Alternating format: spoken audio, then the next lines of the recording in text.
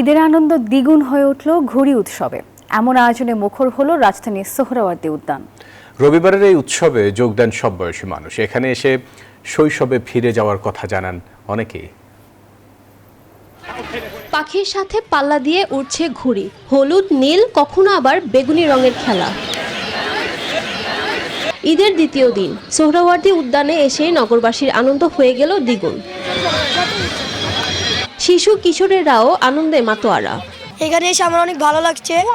আমি 10টার মতো ঘুড়ি কাটিছি।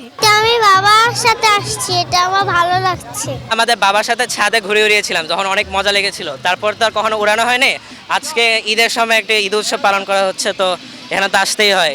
বড়রা জানালেন মনে পড়ছে পুরানো দিনের কথা। অন্যরকম একটা আনন্দ আমাদের বাংলার কালচার আমরা এতে খুঁজে পাচ্ছি। আসলে আমার লাইফে এই ফার্স্ট, আমি ঢাকাতে আছি অনেক দিন, কিন্তু দেখছি এই প্রথম।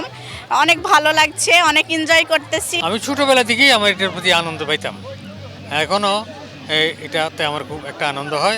এনসিপির আয়োজনে এই উৎসব আসেন দলের মুখপাত্র আসিফ মাহমুদ সজীব ভুইয়া। আমাদের যে হারিয়ে যাওয়া ঐতিহ্য এবং সাংস্কৃতিক উৎসবগুলো আছে সেগুলোকে আরও বিভিন্ন যে উৎসব আছে সেগুলোকে আমরা নানা সময়ে আয়োজন করব এবং আমরা চাইবো যে বাংলাদেশের জনগণ সারা দেশে এগুলো আয়োজন করবে এবং আমরা একসাথে এই উদযাপনগুলো করতে পারবো। নানান আকারের বাহারি রঙের ঘুড়িতে ছেয়ে গেছে আকাশ।